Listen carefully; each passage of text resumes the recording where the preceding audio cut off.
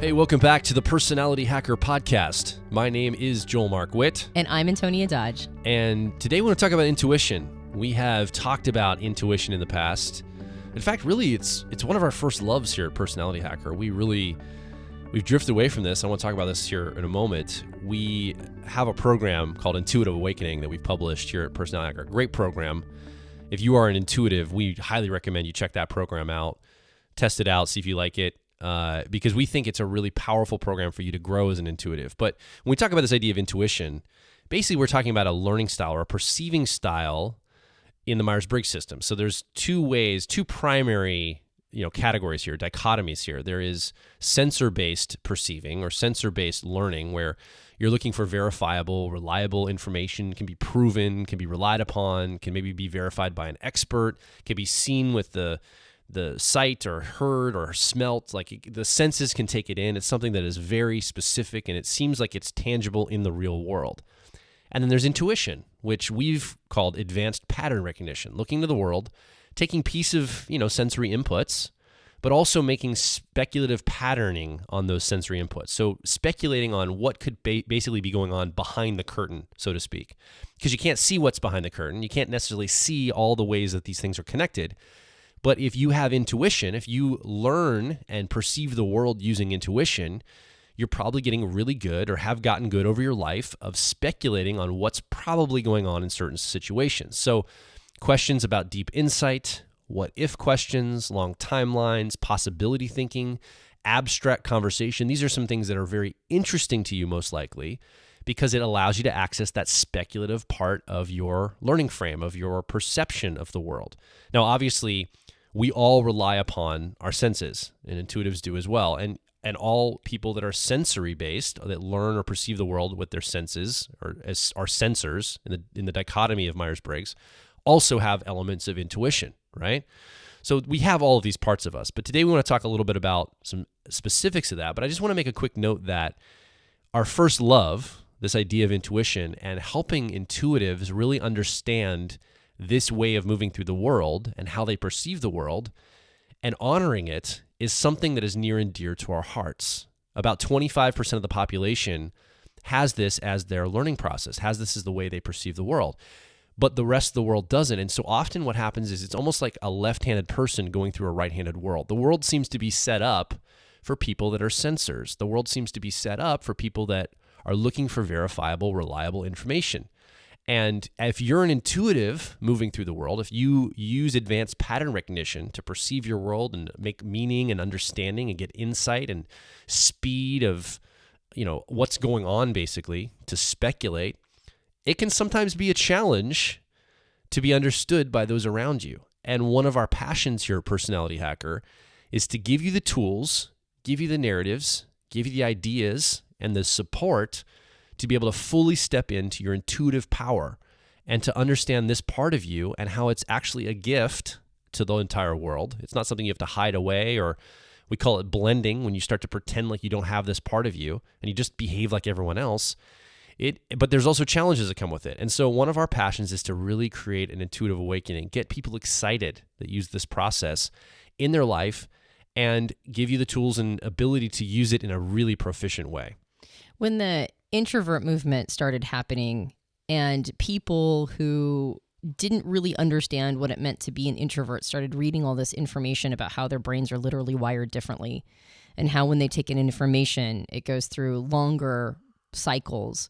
And there was just so much great information that came out during that introvert movement. And we can still see that there's that introvert movement is still continuing, but not like it did like a few years ago where it like really came on the scene and there was a ton of resources. And I remember introverts saying like, this is the information I've been looking for forever.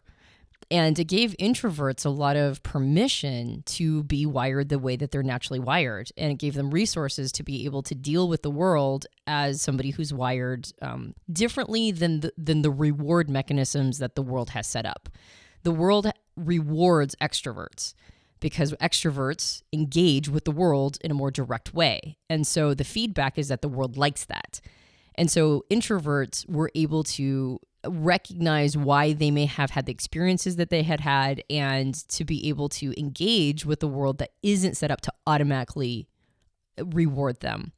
And as that was going, Joel and I both were like, an intuitive movement is coming next. Because intuitives, like introverts, have a very similar experience. The world is not necessarily set up to reward them for being intuitive. In fact, it's set up to actually challenge the intuitive speculations. And I think that that's as it should be. Intuitive leaps are not always accurate, and a world should be set up to vet those intuitive leaps. And at the same time, we don't really see a lot of acknowledgement that people are wired to lead with those speculative leaps first. And so if a person is wired to lead with that and they only get challenged back, it can be extremely demoralizing. And if they don't have the resources to be able to engage with the world that doesn't automatically reward how they're wired, then just understanding this as a piece of who they are and recognizing ways to engage with the world that is set up to challenge those leaps, and then recognize it's not personal, right? Be able to engage, know it's not personal, and recognize that that's a vetting system that all intuitives need. It's much easier to rest into being an intuitive. It's much easier to figure out strategies of engagement. So we see intuition much like introverts saw the introvert movement. We believe there's an intuitive movement that's brewing and that's about to happen. Now, there's not as much scientific information that is burgeoning right now around intuition. I mean, there's some, but not necessarily in the specific way that we're talking about it, because the intuitive piece isn't woven into some of the more popular, like psychologically popular instruments and personality typology systems. Like introversion and extroversion shows up everywhere. It's in the big five, it's in Ocean, it's in all these different instruments and typology systems that are behavioral. And so they are more beloved by the psychology industry, which is already very sensitive about whether or not they're a true science. Like, I think sometimes psychology rejects systems like Myers-Briggs because psychology itself is insecure about whether or not people are going to take them seriously. So because it's a soft science from beginning to end, they end up rejecting things that don't have like a specific behavioral scientific evidence behind them because they're trying to distance themselves from anything that might be compromising to its own industry. And that doesn't necessarily mean that something that isn't, rigorously scientific, at this point that we don't have ways to test it. It doesn't mean that they're false. It just means that they're like hovering in the realm of philosophy, which we're perfectly fine with. I don't care about that. I think I think if something works, you use it. So the intuitive piece is going to have to be it's going to have to be intuitive. We won't be able to rest in on as much scientific data to back it. And yet I don't think that that's going to stop this movement any. And that's okay. But I think the reason why this movement is going to be super important is that you mentioned that the world isn't set up for intuitives. It's more set up for sensors. And I think that has historically been the case. And we envisioned this idea of a world that was more, quote unquote, set up intentionally for intuitives, like a world that was more, like the acknowledged intuition and catered to it. But I think actually what's happening now is that the world is unintentionally and sort of chaotically moving into a time period where intuition has become a very important skill that people can have. When we go through a time period of concepts like over communication and this idea of fake news and this idea of trying to figure out the narratives and the meanings that people are projecting onto each other and finding peace in all of this, and crafting technologies that don't harm us and exploit us, but actually are good for us. These are problems and challenges that intuition, both of the cognitive function styles of intuition, are actually some of the best tools for the job of solving. So we're entering a space of not intentional crafting to acknowledge intuitives. We're entering a time period of chaoticness, where intuition is going to have to be one of the things we acknowledge the existence of in order to solve some of these major challenges. Yeah. And I think when we talk about intuition and an intuitive awakening or a movement, we're talking about getting this concept into the public unconscious, kind of like introversion and extroversion is. And a part of that is helping people understand that regardless of whether or not they're an intuitive or a sensor, everybody has an intuitive piece to them. It's just going to show up a little different. And so what we wanted to do in this podcast is take this idea of the CAR model, which we talk about at Personality Hacker, which are the 4 cognitive functions that each Myers-Briggs personality type relies on the most to influence them, and talk a little bit about what it means to have intuition in each one of these positions. What does it mean if your intuitive process, and again, there's 2 types of intuition. There's extroverted intuition, or what we call exploration, and there's introverted intuition, or what we call perspectives. If these are all new concepts to you, I highly recommend going back and listening to the podcasts that we've crafted on specifically those topics of intuition and the 2 styles and how they complement each other, but also contrast. And then also go look up information on the CAR model if that's unfamiliar to you. But in this podcast, we want to talk about what happens if either one of these styles of intuition falls in each of the positions of the CAR model. What does it look like as a driver, a co-pilot, a 10-year-old, and a 3-year-old? Yeah, and to Antonia's point, there's a wealth of information. We've done a lot of recordings on intuition already, this intuitive awakening idea, intuition, the styles of intuition. We're going to continue doing more recordings on these, more podcasts on these, but there's some great podcasts, like a half a dozen or so, on just these topics in our back catalog. And just in case you're a new listener, none of our podcasts are dated. Like, they're always relevant because we talk about principle-based topics. So even if it's from 4 years ago, it's going to be relevant to you. We never date our podcasts. We never make them specific to world events or current events because we want them to be able to be used as a legacy indefinitely into the future as principle-based content. So any of that stuff you want to go back and listen to, it's going to be fresh, it's going to be new, it's not going to be dated, and it's going to be a wealth of information for you to understand intuition, especially if you're a new podcast listener. We did it once. We did a dated one once, and it's like our least listened to podcast. But it's one of the, when people do listen to it, they love it. It's about the Baltimore City riots in 2015. Yeah, it's like when people listen to it, they actually love it, but because it's dated, nobody listens to it. Yeah. And then we went, okay, we learned our lesson. But so I highly recommend you go check out those podcasts if you haven't listened to them, but do you have something else you want to say before we move into the model? Just one more thing. When you were talking about this idea of, like, not being able to measure something doesn't make it untrue.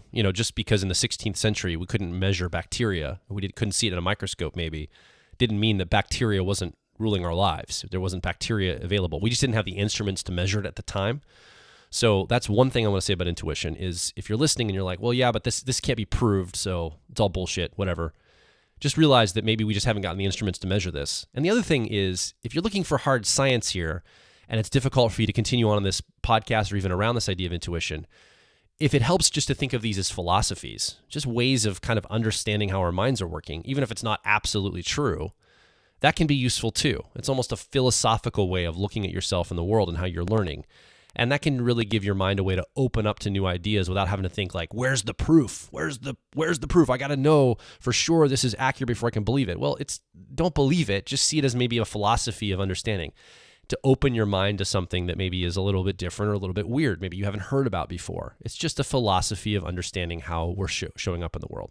And then just the last note, you briefly mentioned it, but that idea of a CAR model, again, if you're a brand new listener, we're going to talk about that CAR model. We're not going to go into what that is here, but if you need reference for it, go over to personalityhacker.com and search CAR model. You're going to get a ton of information, some podcasts on it. If you listen to a podcast on your particular Myers-Briggs type that we've published, you're going to understand the CAR model in great detail as how it applies to you. And then what we're going to talk about today is going to make a lot of sense because it's going to be applied to you and your specific personality type. But I just want to make some of those comments as we set up to talk about this. Yeah. So one of the things you might want to have in front of you is your personality type's CAR model and know which functions are in which position. We're going to kind of zoom out. We're not going to get real specific on this. We're going to just kind of talk about some of the principles of intuition being in each of these positions. And we're going to talk about the relationship, like the best kind of relationship a person can form with their intuition, depending upon where it sits in the CAR model. So we're not going to get too zoomed in. This is going to be more conceptual, but if you have your personality type's CAR model in front of you, then it's going to be a little easier to understand. So let's talk about intuition as a driver process. These would be all of the INJs and ENPs in the Myers-Briggs personality system. And intuition in the driver position means that you are filtering everything you experience through this pattern recognition lens. It means that you thrive on meaning making and speculation and future pacing and what if questions. Every piece of information that comes at you is going to be an attempt to see where it fits in a bigger picture. Information isn't information all by itself. Information is always part of something that is a bigger dance, a universal principle, something that can be applied to, projected scenarios into the future. And that's just how you think. It's going to be, our driver processes are our flow states. So anytime we can engage in this meaning making and speculation and what if, it's going to fuel you. So when you have intuition as a driver process, this really kind of sets you apart from the majority of people. Most people aren't intuitive, right? In the sensor and intuitive dichotomy. So when you lead with it, it means that you feel particularly separated from how the world is set up. But what's nice about having intuition as a driver is you can't shut it off. So when you get resistance or when people give you pushback, from childhood, you've had to figure out how to fight for your right to be this thing. And even though intuitives can get a lot of flack for being intuitive, and they can get a lot of encouragement to blend, when it's in a driver position, you might be faking it, but there's no way that you're not using your intuitive process all the time, regardless of whether or not it's introverted or extroverted intuition. So what's nice about having intuition as a driver is that you're going to be using it regardless. But what's not so great about having it as a driver is that if you're not in a context where you recognize that the challenge that the outside world gives you is actually good for your intuition, that challenge and that pushback is actually part of you building the muscle of it, you can get to a place where you're simply using your intuition, but not actually developing it. Now, there's some concepts in the Myers-Briggs world, and I've read this multiple times around the internet, that our dominant or driver cognitive function is something you don't have to exercise. I've read some people say, well, you don't have it, it has you. So there's no reason to develop it or exercise it because it is you. But that's kind of like saying that there's no reason to exercise your body, right? Like you just have it. Like you just have a body and there's no reason to exercise it. Well, that's not entirely accurate. Like when we exercise our body, regardless of whether or not this is the one body we've been given and we travel the world with it, when we exercise it, we make it better. We give it better capacities and capabilities. We make it stronger and more agile and more flexible. We make it a better instrument for use. And the same thing is with your driver or your dominant function. If it's an intuitive process, you can simply use it just like you can use your body to walk around, and it'll be anywhere between, depending upon how much you abuse it too. It could be anywhere from just, medium strength to extremely high strength or very sluggish, depending upon your relationship with it. So when your intuition is your driver, you're going to be using it all the time. That is accurate. But the more you develop it, the better an instrument it becomes. And the developmental process, in part, means embracing the world's challenge to it.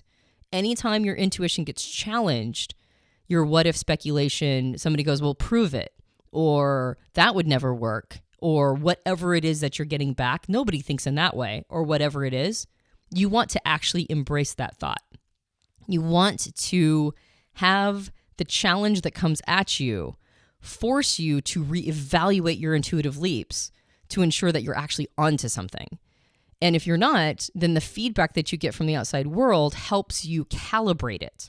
Because our intuition it's a gift, but it's not necessarily a silver bullet. It's not a sure thing. Those speculative leaps we get good at over time, but it doesn't mean that we're 100%. In fact, nobody, no matter how finely honed their intuition is at 100%. So you actually want to develop a relationship with it where you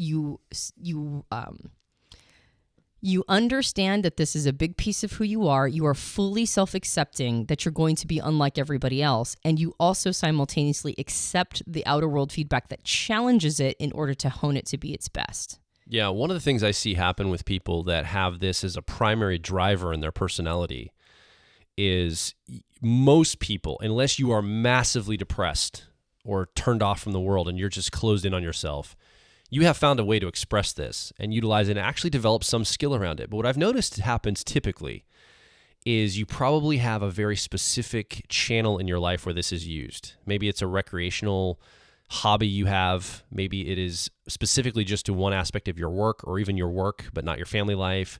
Or maybe your family is very intuitive and supports this, but you can't bring it to work. You can't bring it to your friends, but your family, it's okay. And maybe your lover, your relationship with your lover, you and that person, maybe you're intuitive together. So there's probably one area that you've really developed this in a high level in some ways, because I don't think you can, again, unless you're massively depressed, you've turned this off completely. You're compelled to use this. It puts you into flow to be in this intuitive space. So you're probably going to find a channel for it in some way. And the challenge is to find ways to expand that in other areas. If you haven't done, you're going to use it everywhere, but the discipline I'm talking about, the discipline that you've used in one area, how can you apply that to other areas to develop this out fully? And you might have done that as well. That might be something that you've done. You've developed the disciplines and the tools to showcase this intuition and to really move through the world in all of your life. But often we do what's called blending. We kind of shrink back and we pretend like we don't really have this intuitive process. People don't understand it as well. It seems crazy. Like, how did you know that about me? Or how did you know about that situation? It almost seems ESP-like. It seems bizarre. You seem to know things you shouldn't know, or jump and understand things about the world or people. And so you get good at hiding it away in certain contexts because it's just not quote unquote appropriate in those contexts. Well, that means you need to develop some skill around using it in those contexts then. That's how I see it. So that's usually what happens is we usually have a couple places where we allow it to shine. We even put some development and some rigor to it. But then these other areas, maybe we get lazy. We just don't do it because it's not worth the effort we'd put in. So I would encourage you to broaden the spectrum of where you show up with your intuition, not just show up with it, but show up with it in a disciplined way. And that's something that is, if it's a driver, that can be challenging to put some discipline around it. It almost feels like now it's work. It's not pleasure anymore. It's just, oh man, it's work. I got to develop this. Are you kidding? The better we get at it, though, the more fun it is. Absolutely. And so the discipline pays off later. You get better at it and you're less insecure about using it. Like you mentioned, if you get that outer world feedback that gives you pushback, if you get really good at using it, part of it is persuasiveness. You understand how to contextualize it to other people. And then it's more fun because you can actually communicate it to others, and also you're just better at it. And it's always more fun to do something that you're highly skilled at. So if you have an intuition, either extroverted or introverted intuition as your driver process, then the most important thing you can do to develop your relationship with intuition is have a sense of modesty. Really understand that there's in no way does it make you better or worse. It gives you a skill set that is unusual and is needed. And if you don't bring that skill set out to the world, that unusual and needed skill set, it's just as mundane as everything else is. So develop a sense of modesty. All right, so let's move on to the Copilot process and a relationship that people who have intuition as a Copilot process, what kind of best relationship they can build with it. These would all be ENJs and INPs in the Myers-Briggs system. So what we have a tendency to do, no matter what our personality type is, no matter what function is in the Copilot position, is we all have a tendency to marginalize it until we need it. Like we only pull on our Copilot when it suits us, and we're not usually that fond of having to actively develop it. Now, much like the driver process, the Copilot intuition process, regardless of which one you're using, that also needs development, exercise, skill building, modesty, all the same things that you need to have with the driver. But the driver is infinitely more fun to use because it's your flow state. So it puts you in flow. It's like fun. It's energizing. It's challenging, but not too challenging. Lots of fun stuff comes from our driver. But you don't get the same immediate return hit when it's your Copilot. Like it doesn't give you that fun, energetic feel. It's work and it kind of feels like work and it feels like work the whole time unless you're applying it to something that is actively supporting your driver and then it goes back to being fun. But if you're just developing it in of itself, it can feel sometimes a little grueling. And it's very easy to marginalize it or completely skip it if it's not serving you in the moment. So what this looks like is a lot of people who have intuition as their Copilot will overdevelop it in one or two ways, in the ways that serve their life and serve their driver. But then they forget to develop it in all these other ways, ancillary ways that actually end up paying off in the long run, but are difficult to notice in the moment. And so ENJs and INPs can sometimes get impatient with their intuitive process because it takes a lot of time and work. And even if it's fun for a moment, when the fun stops, then they drop the tool. So the healthiest relationship you can have with your Copilot is to actively develop it, regardless of whether or not it's introverted intuition or extroverted intuition. For people who are using introverted intuition, it's usually a matter of slowing down. Slow down. ENJs have a tough time slowing down. It's slowing down. It's getting real present. It's thinking in terms of longer timelines. ENJs have a tendency to, they have a bias of action? That's what we call it, right? Yeah. Developing your Copilot of introverted intuition means recognizing your bias of action and then allowing yourself to slow down and create more of a mind palace of the situation you're acting in. So seeing a bigger picture, understanding the meaning of why you're doing what you're doing, understanding long timelines, really getting centered.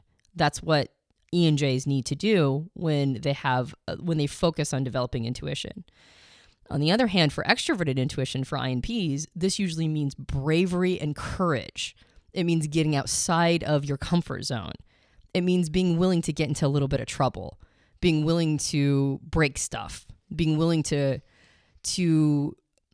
I think the best word is to be willing to waste resource and not know why you're wasting it, and at the same time getting the rewards at the end of the waste. Yeah, burn more energy than you think you might have in the moment.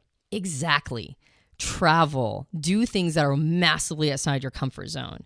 And unfortunately, INPs have a tendency to think that they can use this process of extroverted intuition in very quiet introverted ways. Like, I'll just read a lot, or I'll just do a lot of online research, or I'll just learn a lot about a subject. And unfortunately, that's not actually feeding their extroverted intuition in a complete way. So one of the things that people can do when they develop a healthy, positive relationship with their intuition as a Copilot is to have more of a complete relationship with it. Not just use it in ways that feel good or that feel natural, but actually forcing yourself outside of what feels natural, forcing yourself into a bigger way of using your intuition. And for, again, ENJs, that actually means slowing down and making meaning in a broader sense. And for INPs, it means getting out there and outside your comfort zone and being willing to take in a lot more territory. So you're listening, and we've just talked about intuition at the driver level in the car model, or in the Copilot, or what's technically called the auxiliary position in the car model.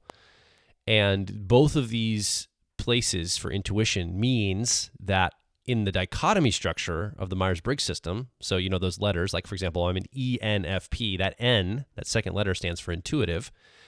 There's a dichotomous nature to this, meaning that if you have intuition in the first or second part of your car, the driver or the Copilot, you are technically defined as an intuitive, because dichotomously, you have an N in your four-letter code, right?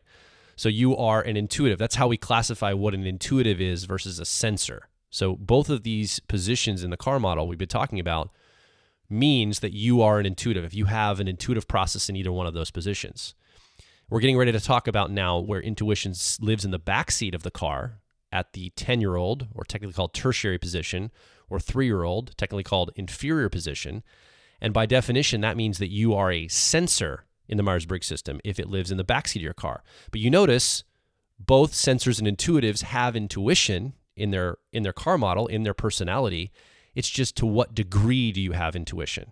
So there's a dichotomous nature to this, but there's also a fidelity of almost hierarchy to the intuitive process in your personality stack or in your personality. You have a varying degree of intuition. We all have an introverted side of us. We all have an extroverted side of us. We all have an intuitive side of us. We all have a sensor side of us. We all have a thinking side of us. We all have a feeling side of us.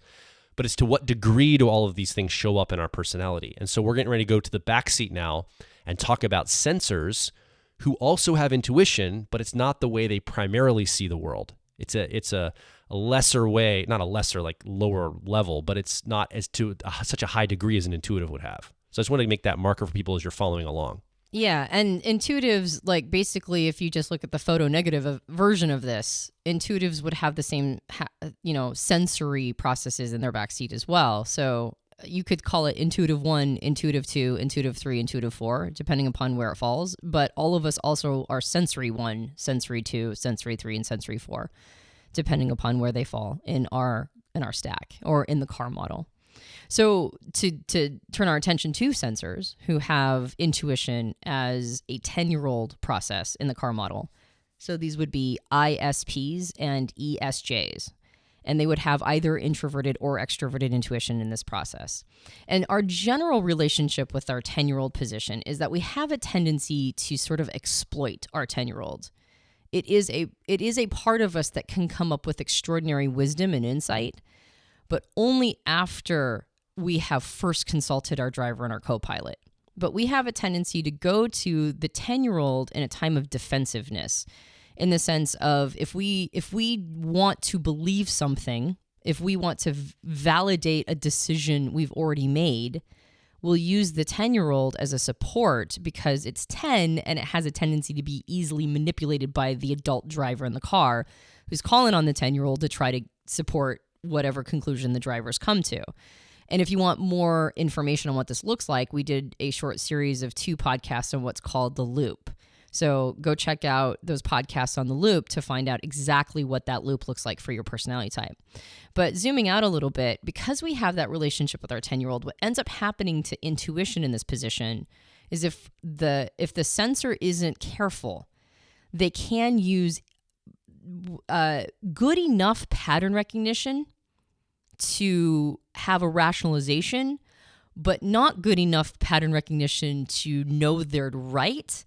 And they'll use these leaps, these speculative leaps, to support conclusions that might be quite specious. In fact, I think the word specious might be the best word to talk about intuition in the 10-year-old position. It sounds good, but that doesn't make it true.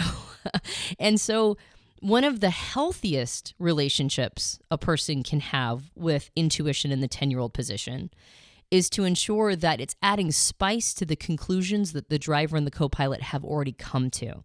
That is, whatever your sensory process in your Copilot position is saying, whatever that sensory information and what not the conclusions it's come to, but the observations it's made that are reliable, verifiable, can actually be seen and experienced.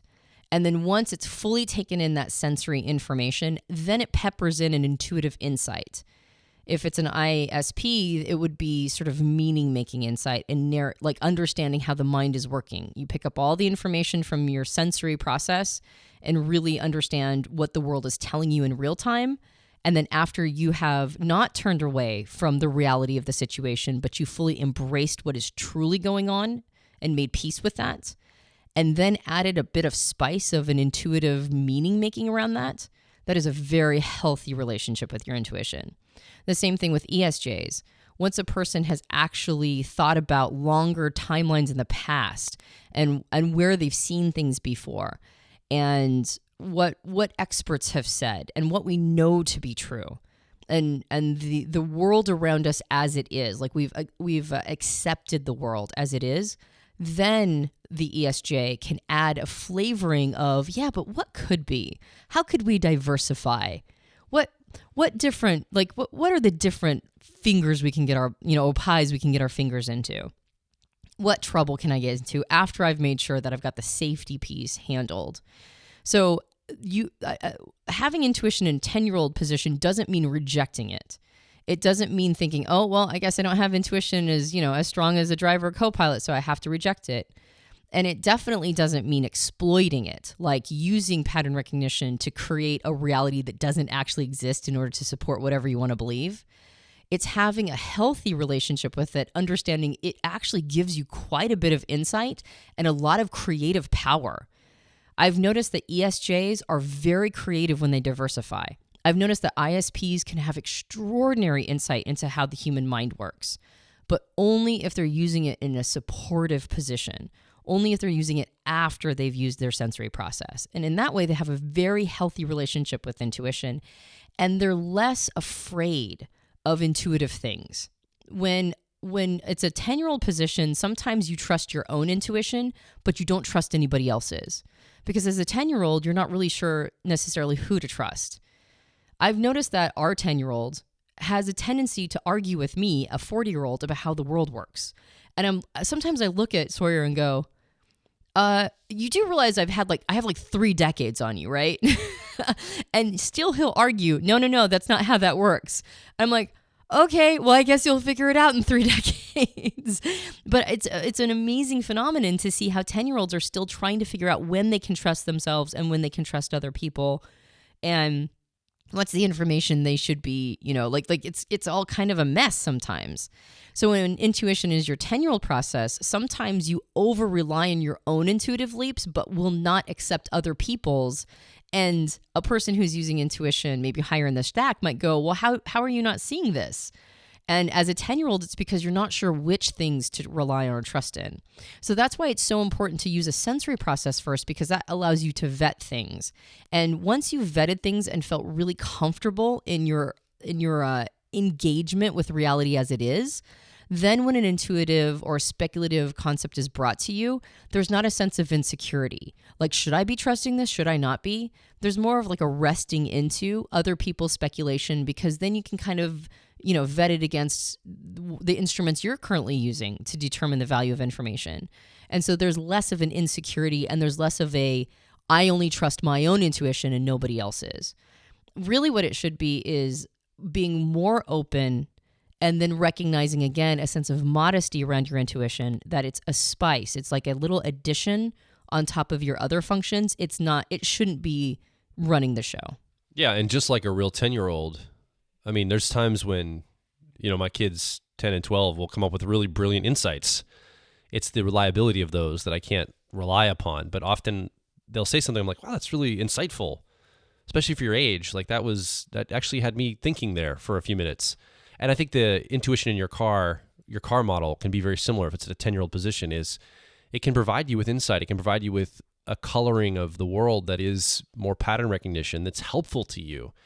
And I think that, marginalizing it or overusing it in some ways or whatever, even in the midst of some of that, you're still getting good things from it. So it's something not to demonize actually the challenge you're going to probably have, it's that the 10-year-old is over-relying upon it, really. I mean, it's going to be something that you have to keep in check. We all have our 10-year-old positions. I mean, I have mine. It's not an intuitive process, but I have to keep it in check. I've got to manage it well, because it could hijack my life or hijack my day or whatever, because it's such a important part of who I am, and it's the same attitude as my driver process. I have an extroverted attitude driver process, and your 10-year-old is going to match the attitude of your driver process in the car model.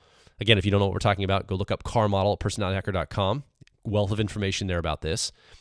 And I think that 10-year-old position is such an interesting position, because this is also the place where we find intimacy, we find fun, we find playfulness. We get to utilize it in a very fun, creative space. And if you have intuition at this level, that's really kind of cool. You get to use your intuition in some of the most playful, fun elements of life, which is somewhat envious, because it's like a fun little part of you that you get to use, right? Absolutely. I think also what I've observed is that our 10-year-old process, and this is for all types, regardless of what functions are falling into these positions, but when I develop my Copilot more and get really good at developing it, I find that my 10-year-old gets stronger, because I'm understanding its place better. I'm recognizing how I'm using it well and how I might be abusing it. So if you want to develop your intuition, this might sound counterintuitive, but if you really want to develop that intuitive 10-year-old, one of the best ways to do it is actually focus on developing your sensory Copilot. And in that way, you'll start to see when you're using your 10-year-old intuition well and when you might be exploiting it. And then once you've fully developed that Copilot, then getting into maybe massaging that 10-year-old a little bit more. Sounds terrible, out of context. Massaging the function in the 10-year-old position more. Are we still doing phrasing? All right, so let's go to the 3-year-olds. Did you have anything more to say on the 10-year-old? I think that's process? good. I think Okay. Let's move on to the 3-year-old. All right, let's talk about the 3-year-old and intuition in the 3-year-old position. So this would be ISJs and ESPs in the Myers-Briggs system. And our general relationship with the 3-year-old process is that it doesn't feel like us. When you have a really good description of the 3-year-old process, most people kind of get a little bit of the heebie-jeebies because they don't like that part of who they are. It tends to be rejected a bit because it's young and it doesn't feel like it has much value to it. And so we have a strong tendency to marginalize it, not really understand it, and then it sneaks up on us. All of a sudden, it's in charge of everything, just like normal toddlers are, right? Toddlers are usually pretty good at playing on their own, and then all of a sudden they're demanding all of the attention. And that is a common relationship that people have with their 3-year-old function. So when this happens with intuition, because it's speculation and pattern recognition, but it usually sneaks up on the sensor when this happens, it is almost always experienced in a negative way. It's pattern recognition through the lens of stress. So oftentimes it looks like catastrophizing or paranoia. There are many different ways that it can show up. It will be unique to the individual using it, but oftentimes it's sort of like when an ISJ or an ESP really gets into an intuitive space, a lot of times it's more than uncomfortable. It feels like it's spelling some sort of doom. And so the 3-year-old position is a tough nut to crack because all of us need to integrate it. It's still a piece of who we are. It's still a valuable, important part of who we are. And yet, how do we find ourselves in a part of us that we barely recognize as valid or valuable? That's not a strength. That takes a lot of time and energy. So one of the healthiest ways that a sensor can have a relationship with their intuitive process as a 3-year-old is to understand this idea of aspiration. Aspiration are the things that we want out of our lives. They're the big game plans that we have. They're the BHAGs, the big, hairy, audacious goals. And they're our best selves. We aspire to be our best selves. And one of the healthiest relationships a person can have with an intuitive 3-year-old is to help weave it into their aspiration. Now, again, intuition is a lot about meaning making and asking what if questions. There's a very strong creative part to sensor types that lead with a sensor driver. There's a very strong creative and meaning making part of who they are when it's their 3-year-old process. But it shouldn't be dominating anything. I don't think any person who has sensor as a sensory process as a driver should be making major decisions using intuition. But they can use meaning making, a desire to have meaning, and asking what if questions and how things could be as opposed to how they are. They can use that as sort of a reframe. They can pepper a little bit of this in by asking some of the bigger, questions that have larger implications. And this doesn't mean that they're using this information to make their final calls, but it does mean that they're willing to to ask an outside of the box question here and there, that they integrate it into who they are, not in a moment to moment basis, but they recognize its place inside of them. And so having intuition as a 3-year-old doesn't mean that you have to now focus on trying to be really good at guessing what's coming next. That's not your job as a sensor. Your job as a sensor is you have different skills and you have a different purpose in life than to try to reinvent the wheel all the time. And you wouldn't even want to if you were given that opportunity. But being willing to see this intuitive part of you and the intuition that others bring as being non-threatening. It doesn't have to mean or spell doom and disaster. It doesn't, the chaos of the world right now probably feels extremely unsettling to a lot of people. But a part of what intuition does is it helps find meaning in the chaos and then try to collect all of this into a pattern and then find a trajectory to move toward. And when a sensor is in a position of almost constant mental and emotional and thought chaos, it's very difficult to trust people who are using pattern recognition to set the next course because they might be unfamiliar with what that trajectory means. So integrating that 3-year-old part doesn't mean you become the person who does that. It means when you start seeing people do that, you don't immediately distrust them. And you recognize that this is actually part of who you are as well. And you can focus on meaning making and you can focus on having, seeing yourself in a bigger picture, at least on a conceptual level. Again, not a moment-to-moment decision-making level, but sort of in a bigger game way. And in that way, you've integrated it as an aspiration. So there are healthy ways to have a relationship with the 3-year-old intuitive process. But one of the most important things is to not see it as holistically bad or wrong, as something to be feared or something to be rejected. It's an important piece of the human ecosystem or the social ecosystem. So having familiarity with it, increasing your familiarity with the positive aspects that intuition can bring.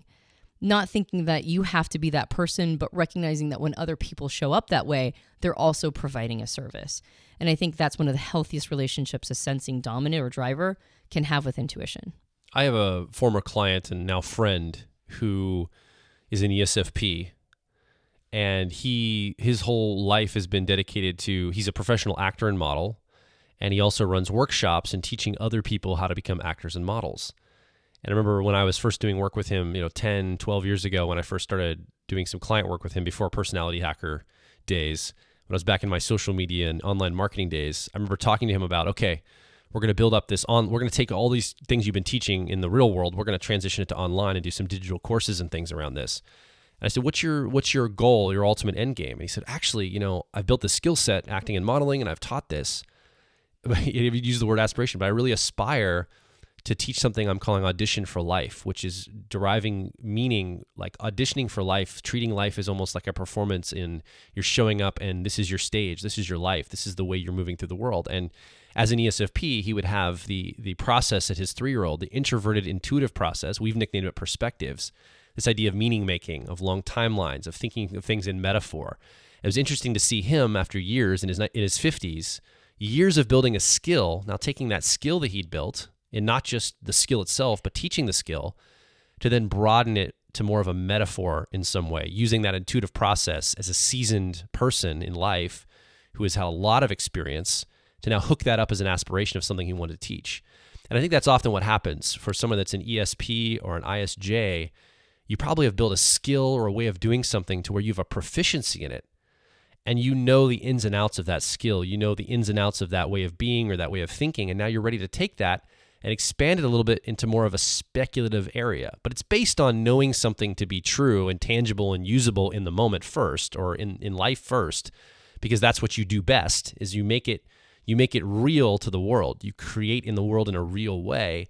And then later in life, as you become more seasoned or more experienced, you can then take that and hook it into something bigger, more speculative, more abstract, after you've mastered something. And I think that's really going to be the path for you if you're an ISJ or an ESP. I think that's the way this might show up for you. That's an example of how I've seen a friend of mine begin to incorporate that 3-year-old or inferior process into their life. I think it's important, a couple things here I just want to make note of. So this is all really good stuff, by the way. And if you've been taking notes, this is interesting because we just talked about intuition that all of us have. Everybody is intuitive. It's just to what degree are we intuitive? So this idea, when I'm online and I'm like surfing a Myers-Briggs forum, or I'm looking on Reddit or some group on Facebook, and we have these groups of intuitives, we're intuitive and we're awesome and you sensors suck and blah, blah, blah. And like, no, we're sensors and it's cool and you guys are just, lording over, like there's some like online like gang wars or something going on. I don't know how that shows up. But then there's also just marginalization, dismissiveness. Like, well, of course, that guy's going to be all head in the clouds. He's he's an intuitive. What do you expect? Like, there's more sensible ways to look at things. Or, yeah, well, of course the person's not seeing that because they're a sensor. They don't see this, in the world. It's like, what are you talking about? Like, we're all intuitive. We're all sensor. We have all of these parts of us. It's not just I said there's a dichotomous nature to this. You're either an intuitive or you're not. You're intuitive or you're a sensor, but only because of the position of that in your personality. But we all have elements of this. And I think the key of honoring intuition in the world, and I'll speak to why I think that's important in a minute, but the key to honoring intuition is to realize it's part of all of us, and we all have it to some degree. And even if it's not something that you show up with and you lead with and it's a strength for you, honoring it in the people around you that might have it as a strength and realizing like, oh, wait, this person is not a crazy speculative weirdo. They actually might be seeing some patterns, or at least have some practice seeing patterns that I haven't actually practiced on. Well, maybe they're seeing something I'm not seeing. Maybe I can just make space for that in the world, because I have this process too. It's just more... it's more of a 10-year-old or 3-year-old process for me, but maybe this is something I could make some space for and have an access point for. And I think that's really important to understand, that it doesn't need to be an us versus them situation. I don't care if you're sensor or if you're intuitive. It shouldn't be an us versus them, because we're all of these things, right? It's like men who are like, women, blah, blah, blah. Do you realize that you're also part woman, dude? You've got nipples and shit, right? Like what the hell's wrong with you? Like, we're all together on this. We're not so separate from each other that we have to battle this shit out. So understand that this doesn't have to be an us versus them situation. I'm very passionate about this because I see this sometimes and I'm like, what is going on? Why? Well, and I just want to clarify something because it almost sounded like you contradicted yourself, which is when you probably did. Well, when you said that, well, there's a dichotomous nature. You're either intuitive or you're not. You're either intuitive or sensor. And you're actually talking about the 4-letter code in the Myers-Briggs system. And that's not intended to diagnose people as either or. It's intended to be a decoder ring so that you know how to figure out what your cognitive functions are. That was its original intent. So when the dichotomies say either sensor or intuitive, that's not the complete picture. That was never intended to be the end of the chapter. It was always intended to be matched up with the other 3 letters of the 4-letter code, in order for a person to figure out what their functions are. And when you get to that level, then you see very clearly how everybody's both intuitive and sensor.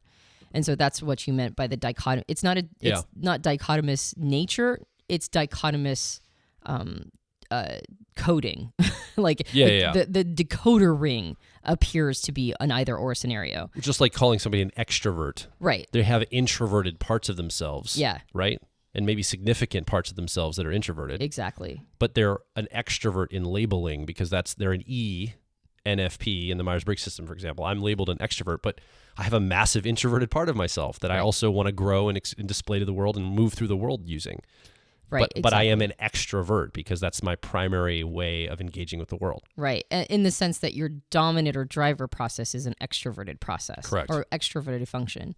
So to loop back around to what we talked about initially, which is this concept of bringing intuition into the world, into the public unconscious or social unconscious in the same way that introversion and extroversion are. I think a big piece of this, and the reason why I got so passionate about the idea of these quote unquote, turf wars or whatever, is that the only way that we're really going to successfully do this is by having people open up to the idea of being intuitive and that they themselves are intuitive in some way. That intuition is an important part of the social ecosystem, that we can bring our intuitive gifts to others if we can simply have self-permission, give self-acceptance to whatever element of intuition that we are currently operating at or using naturally with our wiring. And then once we have that self-acceptance, recognizing ways of honing it, making it better, sharpening the saw, and having modesty around our capabilities. And then once we have self-acceptance and some modesty around it and really sharpen the saw, then making it so that intuition is seen as a valuable skill set, that it's something that might actually be on the rise because our world is needing more outside the box thinking. The technological advancements that we've made in all areas require us to do a little bit of speculative leaps in order to figure out how to get through some of the technological challenges we've created for ourselves, because the technology itself was built on intuition. So the tool that was used to build it is going to probably be the same tool to solve the challenges that these new technologies have created. So intuition is actually becoming an imperative skill set, regardless of where it falls. So if you're a person who's naturally intuitive, honing your skills, having that self-acceptance, being modest, and honing those skills it's going to become imperative for people to do that. And then if intuition is not something that you're particularly skilled at, nor do you have any interest in being skilled at it, maybe it falls really far down on your stack or in your car model, then having an openness to the concept, not seeing it in terms of hostility, not seeing it as a threat, but recognizing that intuition is a very important part of how we move forward as a species. So when we see an intuitive awakening, one of the first things we do is we attempt to help people understand what their relationship to it is on an individual level. What's your relationship to it? And then once you figure out your relationship to it, can you accept that that's where it falls in your stack? Can you have some, what's the best word? A little bit of grace for yourself. Like this might be a major way you've engaged with the world, and then the world's feedback has been painful or disheartening. And recognizing that's part of the process and that's okay. That's a good thing, actually. And then recognizing that it falls maybe lower on your stack. Maybe it's in the back seat of your car. Realizing that there are ways that you can use this intuition to pepper your life and have insight and meaning, but that it shouldn't be something that you're exploiting or over relying on, and that maybe other people's intuition should be trusted, not just your own. So there are lots of different healthy ways to build a relationship with your own individual intuition. And then once you do that, then it's much easier to open that up and have a healthy relationship with other people's intuition. And then eventually you can get to a place where we just generally accept this as a way of life, a way of seeing for a percentage of the population. And in some ways, recognizing that this could be an imperative tool to get us through the challenges of the future. I think it's not just could be. I think it is an imperative tool. And I really appreciate you bringing it down to the personal level, because often it's, I tend to jump. I think we both tend to jump to the abstract, the biggest element of this, the most broadly applicable way of seeing this. And I think it starts with you listening. I don't care if you're a sensor or intuitive. I don't care if you have an intuition at your primary, your driver, your Copilot, your 10-year-old, your 3-year-old. You have intuition as part of you, and it has to be honored.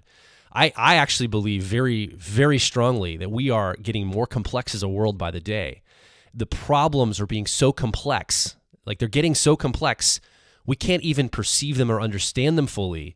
How in the world are we going to be able to make good decisions about them? Just to understand the complexity of our human dynamics, nation state dynamics, political climate, the climate itself, the actual ecosystem of the earth, how people communicate, social dynamics, the shifting culture among us. Just understanding what's going on requires some speculation and some pattern recognition, because it's getting more complex than anyone can really get a handle on, right? It's not as concrete or as tangible as these places were. And I would argue this has been happening for a long time. We're just really seeing this start to loop back on itself. It's becoming so complex. It's hard for us to really get a sense of this. And yet we look around and we see politicians or people making these insane recommendations of tangible solutions to extremely complex problems, right? These tangible solutions. And a lot of people want an easy to swallow pill that will solve all their problems. They go to the doctor. I've got this ailment. Give me the medicine I got to take to get rid of this ailment. And people aren't thinking in systemic terms. They're not thinking necessarily in long timelines, and they're not certainly thinking in pattern recognition and speculative ways of solving problems. And so these basic, let's build a wall between people over on that side of a wall and people over on this side of a wall, and that's going to solve all of our problems we have in the world. Are you out of your mind? Like, that doesn't even compute to the complexity and level of challenge that we're under in this world. We've got a lot coming up, and these simple solutions aren't going to work. They're just simply not going to work. It doesn't even take pattern recognition to understand that. It takes basic understanding and logic to realize that is insane to think that simple solutions are going to solve complex problems. We'd love that to be the case, but that is not the case. And so we have to get better as humanity, understanding how to look at patterns and really understand them, and set aside our own egos and our own desires and what we want to be true for what actually might be going on behind the curtain, and get better and better at those speculative patterns and connecting each other as intuition, because we all have it. Whatever level that you have it, you need to connect it to the fabric of humanity and understand how it plays a bigger part in us solving these problems together. And as intuitives, getting better at communicating. Correct. Because a part of this also falls on those who are using intuition as a driver, as a co-pilot, not having necessarily built the skill of communicating in more simple ways. Because I know that I struggle with this all the time, taking complex concepts and not, my goal is to always make it as easy to understand as possible. And yet I find myself getting absorbed in the complexity of things. Yeah. And having some challenge in communication. And so I think it's a responsibility that falls on intuitives primarily to make sure that they are communicating in a way where the world can understand. And also there's some onus that falls on sensors to recognize that this is something that is becoming a way of the future. So I think this idea of really sort of the self-acceptance is the first piece. And this idea that if we really want to create a movement of solving some of these challenges and putting ourselves on a really positive trajectory, we really do need to start at home. Yeah. And we need to start with having a sense of modesty and a sense of honing our own skills and not over relying on this this tool set of intuition, but at the same time not marginalizing it and not kicking it to the side and not saying that that's a useless or even an unreal thing. This is a real thing, and there's a lot of gifts that it can give, but we have to really get good at building a positive relationship with it on an individual level. Yeah, this is where the work starts for you as you're listening, and me too. Like, we got to continue to hone our skill and develop ourselves to the degree where when the big challenges come, we're ready for those. We are prepared by doing the work now and when we can. How are you going to contribute to the world in a big way when you and your spouse are having disagreements based on how you see the world, right? And I'm not saying that that's going to go away overnight, but start to apply some of these ideas we talk about and go listen to a podcast. We've got all sorts of podcasts on improving yourself and growing yourself and transforming yourself.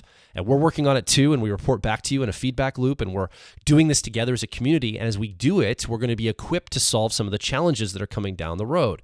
And there's no guarantee that we're going to be able to solve them. I mean, this all could just be, an attempt. And as humanity, we fail. My hope is that we don't. My hope is that we can get our shit together fast enough that we're able to make an impact and change the trajectory of humanity so we don't take ourselves out in stupidity, right? We can get some of this stuff hooked up and we can take challenges and we can adopt them and we can work on them together as a group and solve some of this. But it's going to require each of us to take responsibility first.